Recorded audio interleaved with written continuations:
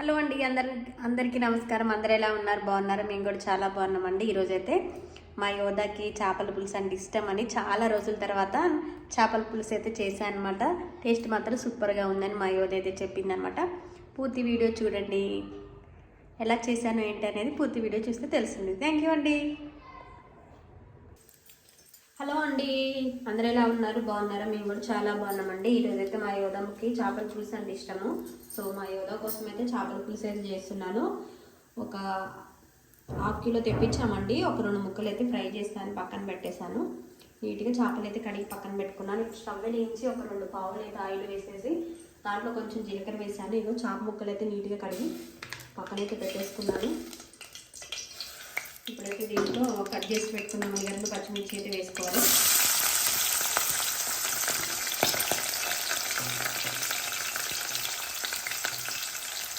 చాలా అంటే చాలా ఈజీగా చేస్తానండి. రెగ్యులర్గా చేసేలాగే చేస్తాను. ఎక్కువ మసాలాలు అవి ఏమి వేయకుండా. బర్త్డే అయిపోయింది, నాకు కూడా కొంచెం బాగా జలుబు, గొంతు నొప్పి, అలానే అయితే తలనొప్పి వస్తుందండి. బయట చల్లగాలికి ఎక్కువసేపు ఉండడం వల్ల కూడా తలంతా పట్టేసినట్టు అయ్యి కొంచెం తలనొప్పి కూడా వస్తుంది. ఈరోజు మా యోధమ్మ కోసం అయితే చేపల పులుసు చేస్తున్నా. చేపలు తింటే చాలా మంచిదండి. చిన్నప్పుడు కూడా యోధకి 1 ఇయర్ బేబీ దగ్గర నుండి నేను చేపలు డైలీ వండి తినిపించేదాన్ని. తన కోసం సపరేట్గా వండి తినిపించేదాన్ని. మనకి స్కిన్కి చాలా మంచిది. చేప బ్రెయిన్ లాగా మన బ్రెయిన్ షార్ప్గా ఉంటుందని చెప్పేసి ఎక్కువగా చేపలు అలవాటు యోధకు తినడం. సో చిన్నప్పటి నుండి చేపలు తినిపించడం అలవాటు అయితే యోధకు కూడా చేపల పులుసు అంటే చాలా ఇష్టం అండి. చేపలు తింటే చాలా మంచిదండి. నడుము నొప్పి రాదు, అలానే మనకి స్కిన్ బాగుంటుంది, ఆరోగ్యానికి చాలా మంచిది. ఇప్పుడైతే ఉల్లిగడ్డలు పచ్చిమిరపకాయలు వేసుకున్నాం కదండి. కొంచెం అయితే ఆయిల్లో మగ్గనివ్వాలి ఒక 2 మినిట్స్.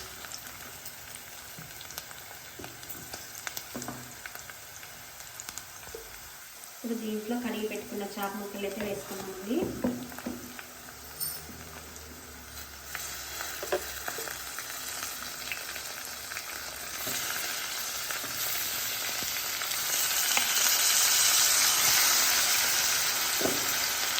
వేసుకొని ఒకసారి ఇలా పట్టాడుకొని ఎగరేసుకోవచ్చు, లేదా దానికి ఓడి తిప్పి వేసుకోవచ్చు. మీ ఇష్టం.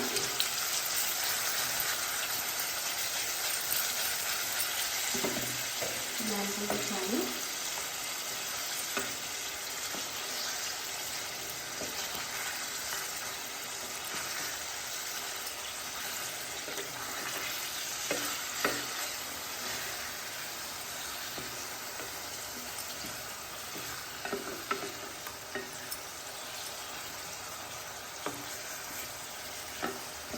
ఇలా గంటతో తిప్పి వేసేసుకోవచ్చు. నేను చక్క గంట అయితే తీసుకున్నాను. ఒక 2 నిమిషాలు నూనెలో మగ్గనివ్వాలండి చేప ముక్కల్ని.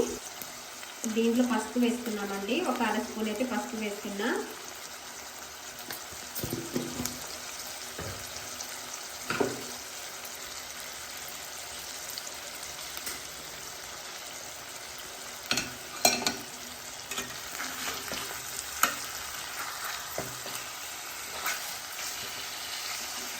ముక్కలు కావాలంటే ఇట్లా ఎగరేసుకోవచ్చు, ఇలా కూడా తిప్పి వేసుకోవచ్చు.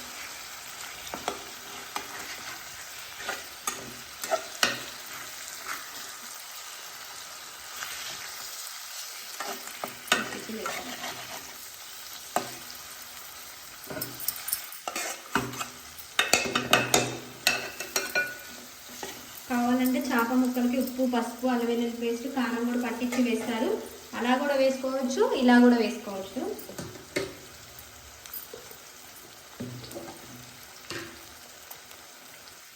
అలానే అల్లం వెల్లుల్లి పేస్ట్ మా దగ్గర అయితే ఎల్లిపాయలు వచ్చేసి కిలో 500 అండి. ఇప్పుడైతే 1 స్పూన్ అల్లం వెల్లుల్లి పేస్ట్ వేస్తాను.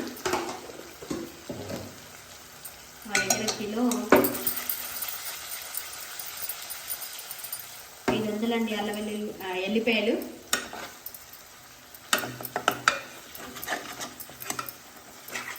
రేటు నేను మా కాడైతే, మీ కాడ ఎంత ఉందో ఏంటో కామెంట్స్లో నాకైతే తెలియచేయండి.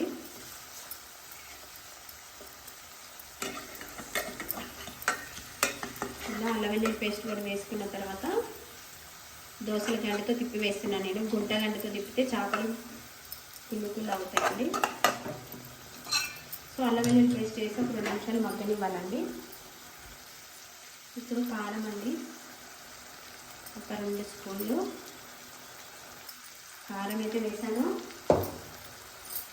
చాలా అంటే చాలా రెడ్గా ఉంది, కానీ కారం తక్కువగానే ఉంటుందండి, స్పైసీగా ఏమి ఉండదు. 2 స్పూన్లు సాల్ట్ కూడా వేస్తున్నా. ఒక 2 స్పూన్లు కారం వేసాం కాబట్టి 2 స్పూన్లు సాల్ట్ వేస్తున్నా. 2 స్పూన్లు సాల్ట్ వేస్తున్నా. ఇప్పుడు ఒక్కసారి ముక్కలని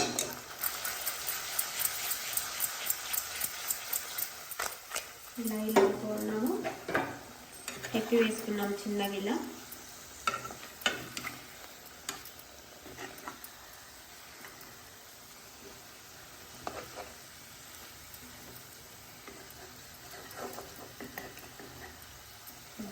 వేసుకోవాలి. నేను ఇంకోలా చేస్తానండి, అన్నీ కలిపి ఒకేసారి అలా కూడా చేస్తాను.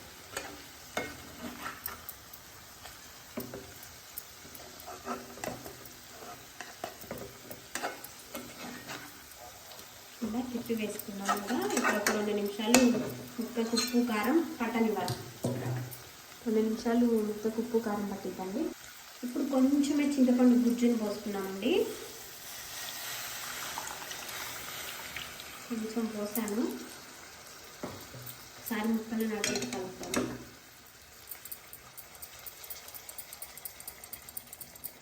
ఒక 2 నిమిషాలు ఇది మంచి గుజ్జు అనేది మరిగిద్దండి చింతపండు. అప్పుడు ముక్కకు ఉప్పు కారం ఈ చింతపండు అనేది పట్టిద్ది. ఫస్ట్ చిక్కగా చింతపండు గుజ్జు పోసాం కదండి, అదొక సన్న మంట మీద ఒక 3 మినిట్స్ అలా మసలనివ్వాలి గుజ్జుని, అంటే ముక్కకి మంచిగా పట్టేంత వరకు.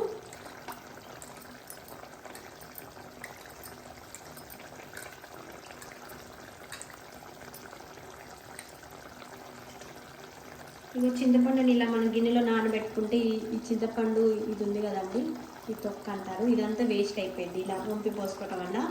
అదే వేడి నీళ్ళల్లో చింతపండుని ఒక 5 నిమిషాలు నానబెట్టి మిక్సీ పట్టామనుకోండి, ఈ చింతపండు గుజ్జు ఉంది కదా, ఈ చిక్కనే తీసేసి ఈ మెత్తడి ఇది ఉంది కదా చింతకాయ తొక్క అంటాం మేమైతే తొక్కు, ఈ తొక్కు కూడా వేడి నీళ్ళలో వేసి 10 నిమిషాలు నానబెట్టి మిక్సీ పట్టడం వల్ల మెత్తగా పేస్ట్ లాగా అయింది. అప్పుడు మనకి ఇది వేస్ట్ అనేది అవ్వదు. ఇప్పుడు ఎంత రసం కావాలో అంత పిండి వేసుకొని ఇది మొత్తం మనం వేస్ట్కి పడేస్తాము. నేనైతే ఇత్తడి బిందెలు, రాగి చెంబులు, పూజ సామాన్లు అయితే రుద్దుకుంటా వీటితోని. కానీ ఇది కూడా వేస్ట్ అవ్వకుండా ఉండాలి అని అనుకుంటే వేడి నీళ్ళలో నానబెట్టి మిక్సీ పట్టి స్టోర్ చేసి పెట్టుకున్నాం అనుకో, మనకి చింతపండు అనేది వేస్ట్ అవ్వకుండా ఉంటుందండి. ఇప్పుడు చింతపండు రసాన్ని యాడ్ చేస్తున్నాను. నిమ్మకాయ సైజ్ అంత చింతపండుని అయితే తీసుకొని కడిగి పక్కన పెట్టేసుకున్నా. ఇప్పుడు చింతపండు రసాన్ని యాడ్ చేశానండి. ఇప్పుడు ఒక్కసారి ఇలా గంటతో కలబెట్టుకోకుండా ఇలా ఇలా తిప్పుకున్నాం.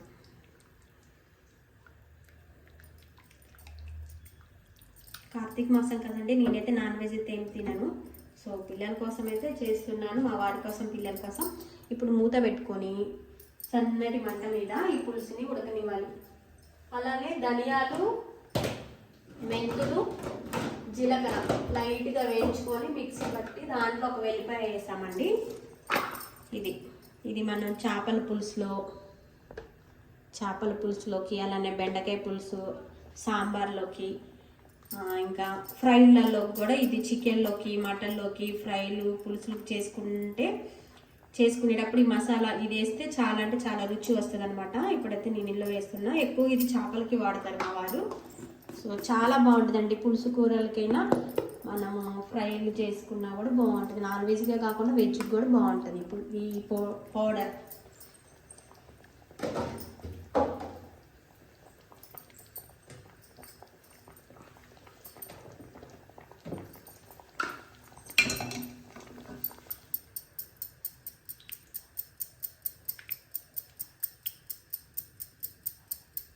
ఇప్పుడు మూత పెట్టుకొని సన్నటి మంట మీద ఉడకనివ్వాలండి. ఈ పులుసు అనేది చాలామంది త్వరగా అవ్వాలని చెప్పేసి గ్యాస్ ఎక్కువగా హైలో పెడతారండి. అలా కన్నా సన్నటి మంట మీద ఈ పులుసు ఉడికే కొద్దీ మనకి కూర రుచి వస్తుందండి.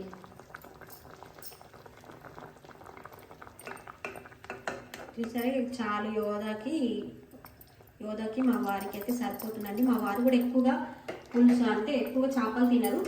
సో ఈ మధ్య కొంచెం ఆరోగ్యానికి చాలా మంచిదని చెప్పబట్టి చేపలు అయితే తింటున్నారు. ఒకసారి ఇలా కలబెట్టేసి మూత పెట్టేసుకుంటే సన్నటి మంట మీద అవుతుంది. చూసారుగా మూత అయితే తీసానండి. చూడండి ఎలా ఉడుకుతుందో చేపల పులుసు. మంచి స్మెల్ అయితే వస్తుంది.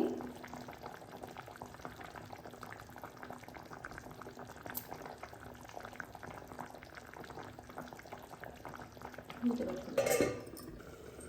ఇప్పుడైతే మూత తీద్దామండి.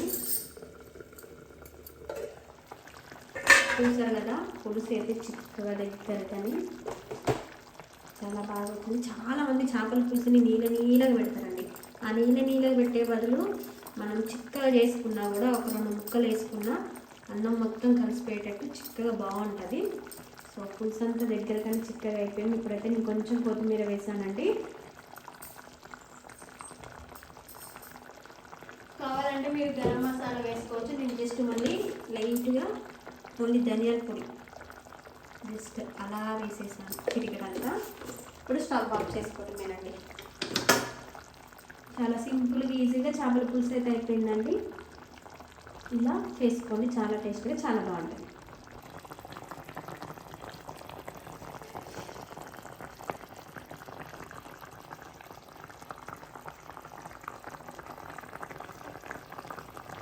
చూసారు కదండి, స్టవ్ ఆఫ్ చేసుకోవటమే. ఇప్పుడైతే స్టవ్ ఆఫ్ చేసుకొని మూత పెట్టుకుంటే మనకి పులుసు అనేది చిక్కగా చాలా బాగా వస్తుంది. చూసారు కదండి, పులుసు ఏ ముక్కకు ఆ ముక్కే ఉందన్నమాట. చాలా అంటే చాలా బాగా వచ్చింది. వేడిగా ఉంది. చేపల పులుసు అనేది ఉదయం చేసుకొని మనం మధ్యాహ్నం టైంలో కానీ ఈవినింగ్ టైంలో కానీ తింటే చేపల పులుసు కమ్మగా చాలా అంటే చాలా బాగుంటుంది. సో మా యోధ అయితే తింటుంది ఇప్పుడు. చూడండి ఎంత బాగుందో. పులుసు కూడా చాలా చిక్కగా చాలా బాగా వచ్చింది. సో ఇది సరిపోతుంది పులుసు. కావాలంటే ఎక్కువ పెట్టుకోవచ్చు. చూసారా పులుసు అయితే చాలా చిక్కగా చాలా అంటే చాలా బాగా వచ్చేసింది. వేడి అన్నం వేడి పులుసు. ఇదన్నమాట ఈరోజు చేపల పులుసు.